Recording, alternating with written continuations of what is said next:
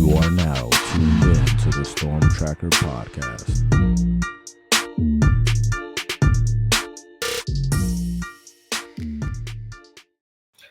Welcome back, family, to the Storm Tracker podcast. I'm Marcus Benjamin, representing CanesCounty.com, part of the Rivals.com network. And today I'm joined by John Garcia, national recruiting analyst for Rivals.com, to talk a little Miami recruiting. How you doing today, John? I'm doing well, Marcus. We're there, right? Home stretch of the 24 cycle. It's been crazy, and you get the sense it's a little more crazy ahead. Yeah, that's probably an understatement. Just with recruiting and the transfer portal is like this other animal of recruiting, or college football, I guess you could say. Uh, these days, it's just been the wild, wild west. Pretty much of players jumping here and there, decommitting, committing. You just had a commit, with Jordan Seaton going to Colorado. That was crazy in itself. Usually you have some intel of where he's going. Didn't really have that much intel as far as, national news is concerned. So that was a surprise. But with the Miami Hurricanes, they are in the top 10 right now. They got a huge flip of Justin Scott to Miami, and many, including Rivals, would consider Miami with the top defensive line class right now for 2024. But the question for most Hurricane fans is, are they going to finish at the top when it comes to the state of Florida, or the big three, Florida State, Florida, and Miami? So right now, Florida State leading, Miami second, and then Florida's third. Miami still has a couple of guys, kind of on the radar here, but when it's all said and done, after this initial signing day, do you think Miami ends up on top? They could very well possibly vault Florida State because, we talked about the crazy, right? There's clearly some big scenarios still developing. I think when you look at adding prospects versus holding on to great prospects, I think both Florida State and Miami have dealt with, sort of the maintenance of their strong recruiting classes. But I think there's a lot more talk about Florida State's top commitment, KJ Bolden, maybe ending up somewhere else. He's a Georgia native. Georgia's still involved. Auburn has hosted him for a visit and now an in-home with Hugh Freeze over the last couple of days to a week. So this thing's got a lot of legs for KJ Bolden. So that would be the headlining recruit for Florida State, potentially exiting the program. And as we know, Miami is potentially on the verge of bringing in even more talent. We know there's another DB spot open. It feels like, Jordan Lyle is one that we've been tracking for a long time, if that would happen. And then the obvious, right? Shaman Madonna. What about Cedrick Bailey? What about the big fish, Jeremiah Smith, which would, for any school, enhance their recruiting class? It just seems like there's a lot ahead for Miami to potentially add to this group compared to a Florida State, which sits a few spots higher within the top 10 nationally. So if Bolden departs this FSU class, I think the door is wide open for Miami to become the state champion from a recruiting standpoint, and that'd be a big deal. I think all three schools right now are in the top 15. Florida was leading the charge for quite some time, and now Florida State is that top school, with Miami surge, as you said, because of that Justin Scott commitment, all the way up near the top 5 overall. So it's really close between all of these schools, even at the very top. Like Georgia's got the number 1 class. It's no guarantee. Ohio State is sitting right there at number 2, followed by Florida State and many others, including Miami. So there still could be a lot of fluctuation with that final ranking here in the next 2 weeks. Yeah, definitely could be a lot of movement when it comes to the class. But Miami is doing a great job of just acquiring talent overall. But there's a lot of questions about the quarterback position, John. And we all know that's the most important position probably in all of sports, right? So Miami has had some trouble this year at the quarterback position. Tyler Van Dyke was up and down, mostly down. They've got a young budding true freshman in Emory Williams, but may not be quite ready to lead the team to the next level. But right now they've got Judd Anderson, right? And they are thinking about Cedrick Bailey, like he mentioned. First, what are your thoughts on Judd Anderson? And do you think that he has the capability of possibly taking this team to the next level? Should he be the only quarterback that Miami takes? And how much should Miami push for Cedrick Bailey? You and I probably were, just kind of, just gawking at his performance in the state championship Yeah. today. I mean, throwing for many touchdowns, catching one, he just looked outstanding. He looked the part. So how dire do you think this quarterback situation is for Miami? Look, a lot of programs are going through this right now, right? The portal is flooded with a lot of starting caliber quarterbacks, and I think Miami will certainly play in that pool, if you will. But you've got to bring in depth. I mean, there's really no other way around it. This year Van Dyke goes down, and then it's Emory, and then he had one other scholarship guy, for most of the season with Brown, who's going to start the bowl game. So just from a number standpoint, it's just not enough. So I do think the possibility of a 2-quarterback class has increased maybe exponentially over the last few weeks and months, hence that scholarship offer to Bailey. And I think now that, as we record this, his state championship run is over. Chaminade dominated Clearwater Central Catholic, in case anybody was curious or surprised. Now he could turn that page. He could turn that page and really dive into his future. Longtime NC State commitment, but obviously very familiar with Miami. And once that offer came in, it was like, here we go. Let's see how this thing's going to close out. 2 very different offenses. And obviously different levels of familiarity from NC State and local Miami for Bailey, who, we have ranked pretty highly at Rivals. He's a top 10 dual threat guy for us. And I don't really understand why elsewhere he's not in that blue chip territory, because if we judge quarterbacks by winning, there's not a quarterback in this class that has won more games than Cedrick Bailey. And I'm talking going way back. He's only lost 2 games in high school. He just wrapped up his 3rd straight state championship, undefeated this year at Chaminade. They played as tough a schedule as anybody in the country did this year.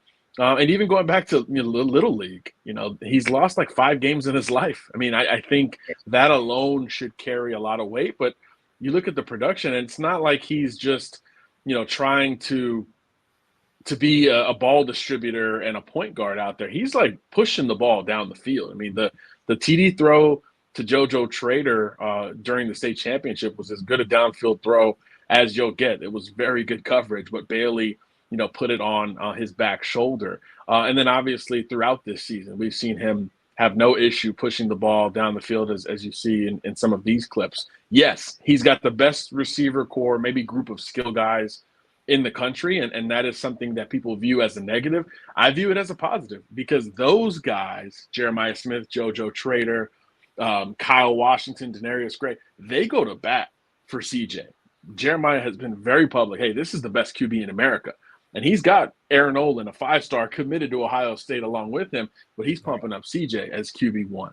JoJo has done the same. He wouldn't have stayed at Chaminade if that wasn't the case. So if it was an underperformance and we were scratching our head because Chaminade was losing games, I think that would have been a different development. But this kid has had all the pressure in the world and lived up to it. Again, we haven't even talked about he's 6'6", he can run, he's got a big arm, he can drop his arm angle, he's a very good decision maker. We haven't talked about any of that.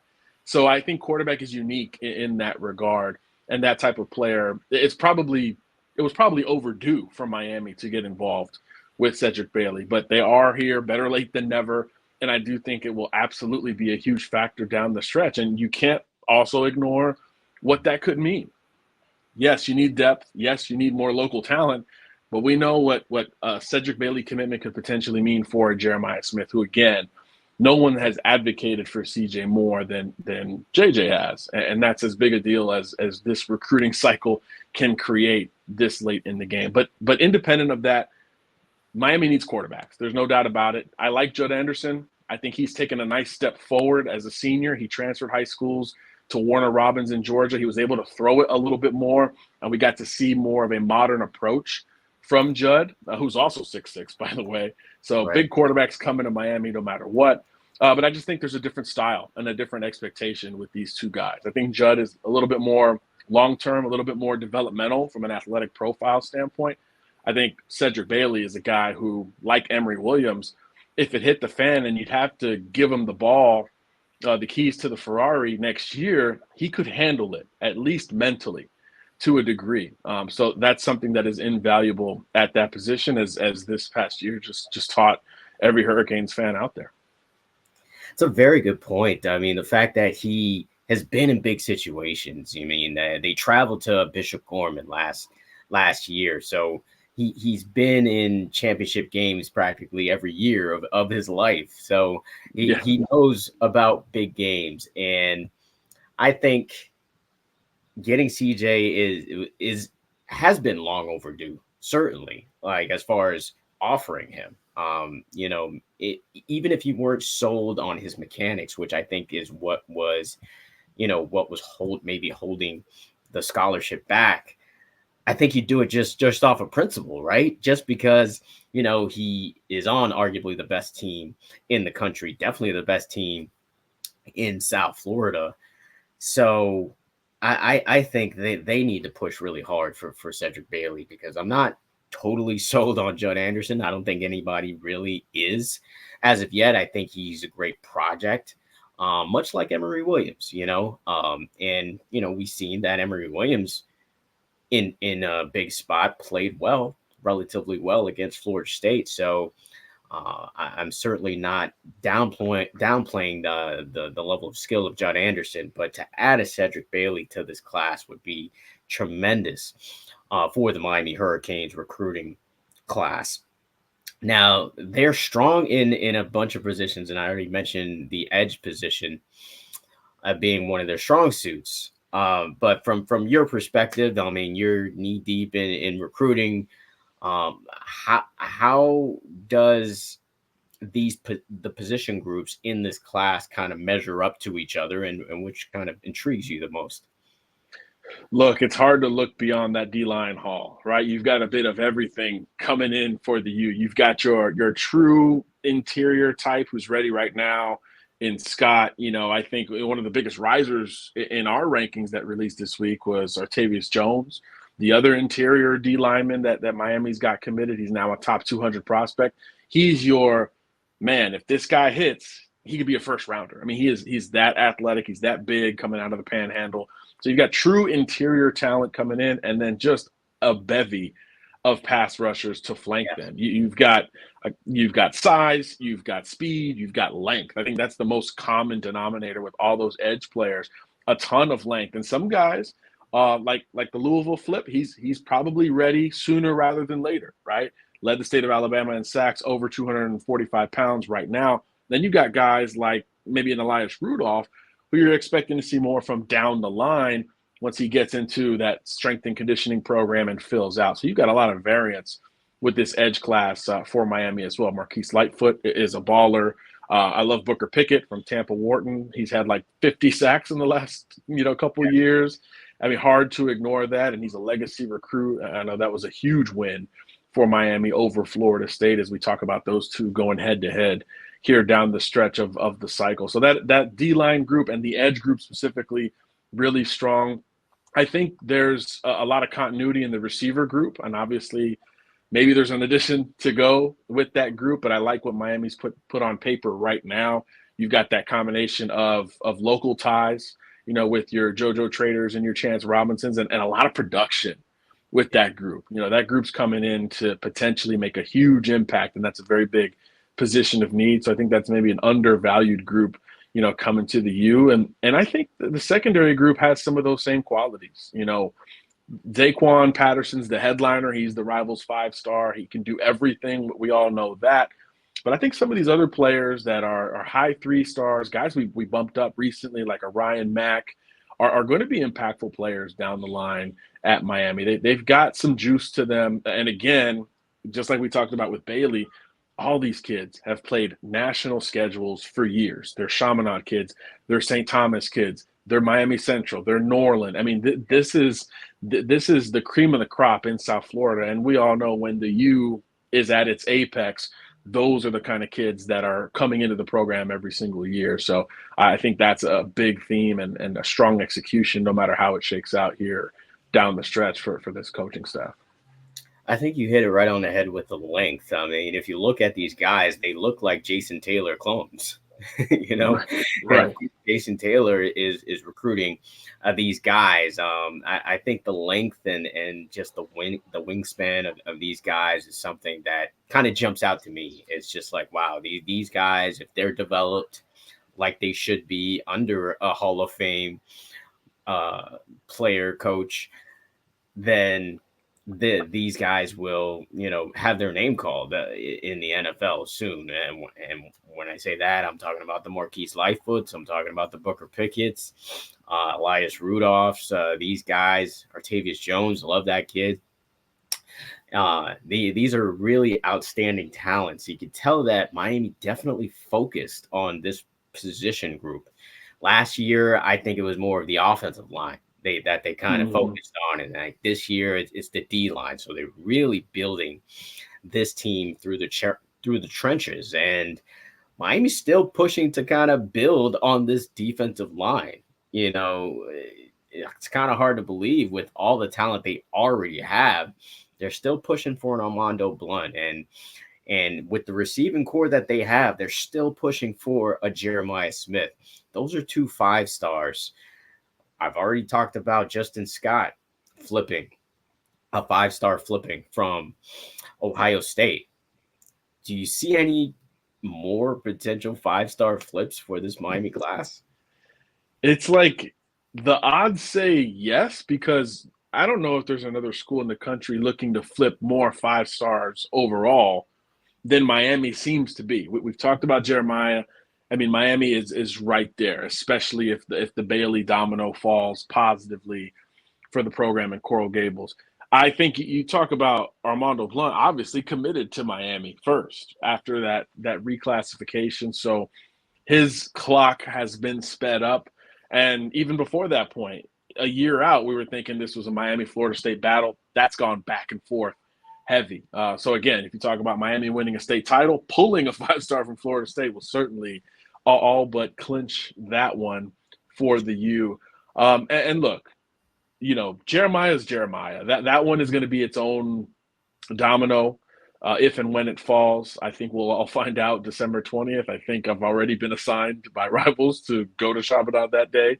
So we'll see how the logistics work out there. But I'm also told Dylan Stewart, the 5-star South Carolina commitment, is one that Miami has still chipped away on kind of behind the scenes. So, I mean, that's 4 5-stars that we know of today that Miami's got at worst a puncher's chance for. So right. With the crystal ball history and the recent history of Miami pulling some pretty big upsets in recruiting, I don't know how many people were tracking the Scott move before it happened.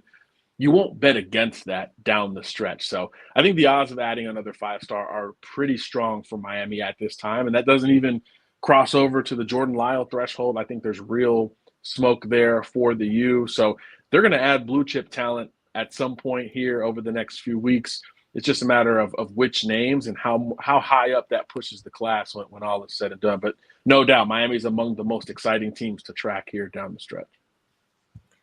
Absolutely. I mean, you mentioned Jordan Lyle, and this is a name that's been in conversations with Miami about, flipping for weeks now. And we were actually expecting this to happen kind of way earlier, but it seems like Lyle is definitely kind of waiting out the process and going to wait after the state championship in order to make a decision, which is, of course, perfectly fine. Of course, you kind of want to focus on, the task at hand, which is winning a state title.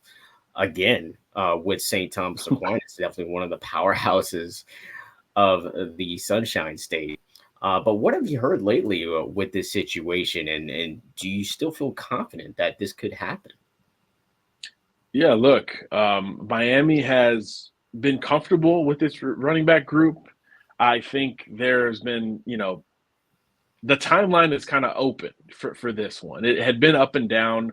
At different points, he would talk to Lyle, and he would say, well, this program's talking to me. This program's still talking to me. Miami was kind of in and out of that, but lately there's no doubt that the pressure and the consistency has increased from the Hurricane angle. And yeah, you've covered Jordan as long as I have. He's a very business first approach kind of kid. He's not going to do like a huge, Instagram commitment with the hats and all of that. He's very much a business like person, and that's kind of how he plays, as a strong one-cut runner. We actually, in this update, moved him to the top running back spot in the state of Florida, which was really hotly contested over the last few months, because you've got Chauncey Bowens, who's headed to Georgia.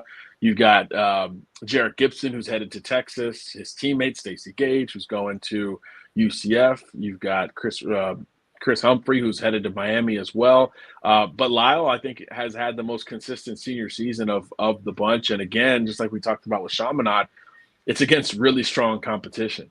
So I really like that aspect of Lyle's game. And there's a reason why Ohio State took him early on. And they're no doubt countering, especially after the Scott news. It's like, how much of a thorn is Miami going to be in Ohio State's side in this cycle?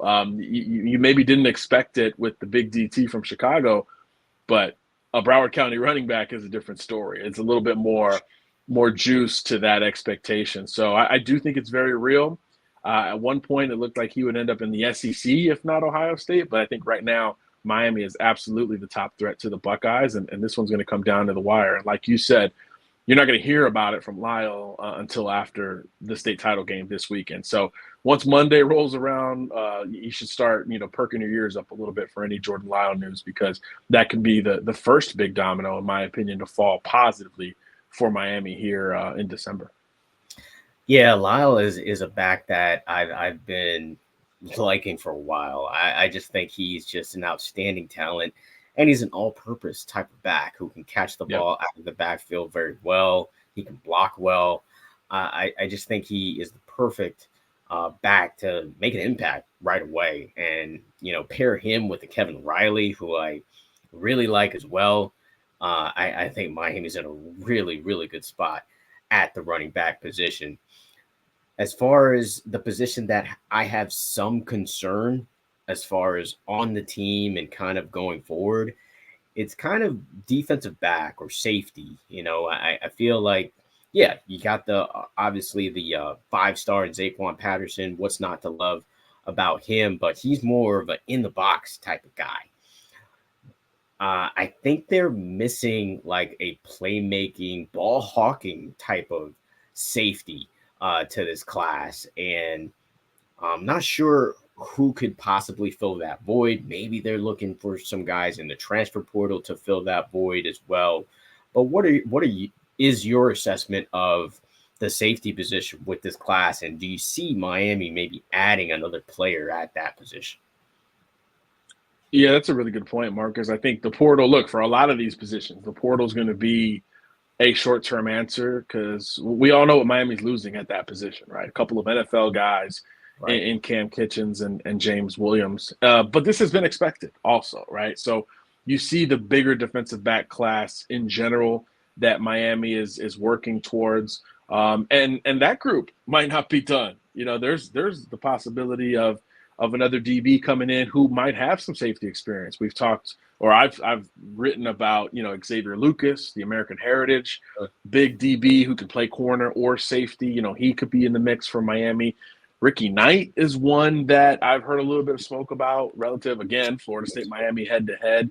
We've heard some talk about him. He's another one who's got some hybrid qualities, and I think that's what it's going to take. There's no, like you said, there's no bona fide center fielder on this commitment list. It's going to be a conversion type. Could OJ Frederick be that guy who assimilates into that center fielder? Maybe, but he plays corner right now. Ditto for Ryan Mack, who works a lot of slot and outside corner. So I just think this group is going to have someone who maybe makes that move to safety and then blossoms thereafter. It's not going to be a plug and play scenario for that style of safety like it might be for a Patterson who, like you said, is going to be more in the box, more of a nickel, a guy who's just in the action regardless of what his actual position is going to be listed as. So between a late addition or a position conversion or the portal, I think Miami has to address that before the 24 season, of course. Yeah, I definitely think it's probably the only position that you can kind of look to and say, okay, they could use a couple more guys here, and especially like you said with Cam Kinchens and James Williams now moving on to the NFL. But that's going to wrap it up for the Storm Tracker podcast, the Rivals.com edition, so to speak, with John Garcia, kind enough to join me today. Thanks again, John, and hope to see you soon. I know it's going to be a busy couple of weeks for you. Yes, sir, Marcus. Appreciate you having me. And yeah, good luck to you as well down the stretch. Should be fun. Thank you, sir. Once again, make sure you subscribe to the Storm Tracker podcast on all platforms, and also subscribe to the website, canescounty.com, for free. Use the promo code Miami30. Until the next episode.